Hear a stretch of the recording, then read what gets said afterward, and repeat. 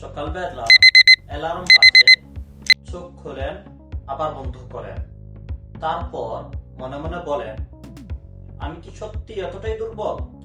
একটু সত্যি কথা বলি, সকালবেলা ঘুম থেকে উঠতে না পারা মানেই আপনি খারাপ মানুষ না। এই ভিডিওটা শেষ পর্যন্ত দেখলে আপনি হয়তো নিজের উপর এতটা রাগ হবেন না।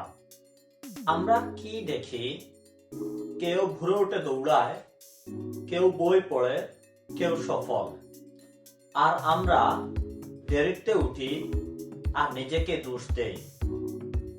কিন্তু গল্প এখানে শেষ না। আমি একসময় ঠিক করেছিলাম আমি ভোর 5টায় উঠব।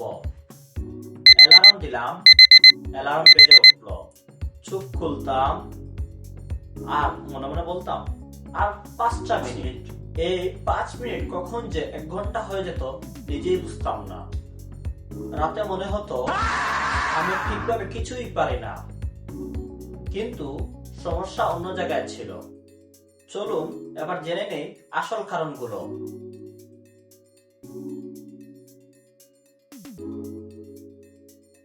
এক, আপনার শরীর আপনার ইচ্ছা দেখে চলে না। সে চলে তার ঘুম হয়েছে কিনা না, ক্লান্তি গেছে কিনা না, এইসব দেখে। যদি দেরি করে ঘুমাতে যান আর জোর করে নিজেকে তুলতে চান, শরীর তখন রাজি হবে না। এটা অলসতা না, এটা ক্লান্ত শরীরের স্বাভাবিকতা। কারণ 2, সকালে ওঠার কোনো কারণই নেই। একটু ভেবে দেখুন তো, আপনি সকালে উঠবেন কেন? যদি সকাল মানেই মনে হয় চা, কাজ, দৌড়, তাহলে শরীর ভাববে না আরেকটু থাকে। এটাই স্বাভাবিক, এটাই মানবিক। 3, নিজের উপর খুব বেশি চাপ। আমরা নিজের সাথে কি করি জানেন? একদিন যদি সকালে ঘুম থেকে উঠতে না পারি, তাহলে আমরা ভাবি আমি কিছুই ঠিক মতো পারি না।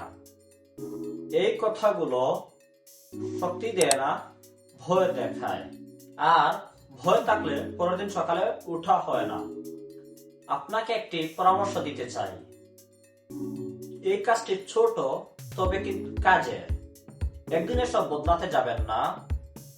আজ শুধু এটা করুন, অ্যালার্ম ঘুরে দেবেন না। স্বাভাবিক দিনের চেয়ে ঘুম থেকে উঠার 10 মিনিট আগে অ্যালার্ম দিন। আর উঠেই নিজেকে দিয়ে কোনো কিছু চাপে পড়াবেন না।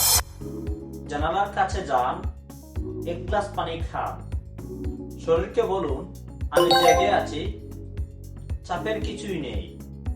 একটা কথা জানেন, যারা ভোরে ওঠে না তারা ঠিকই এগোয়, কারণ তারা শরীরের কথা শোনে। আজ থেকে নিজেকে আমি অলস বলবেন না, বলবেন আমি ক্লান্ত ছিলাম।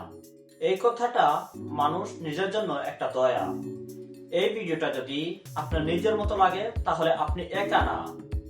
এই চ্যানেলে আমরা নিজেকে দোষ না দিয়ে নিজেকে বুঝতে শিখি। ভালো লাগলে চ্যানেলটি সাবস্ক্রাইব করুন আর শেয়ার করতে পারেন, কারণ আপনার মতো কেউ নিজেকে দোষ দিতে পারে। আপনার শেয়ারের মাধ্যমে তারও একটি উপকার হতে পারে। ভিডিওটি দেখার জন্য আপনাকে অসংখ্য ধন্যবাদ।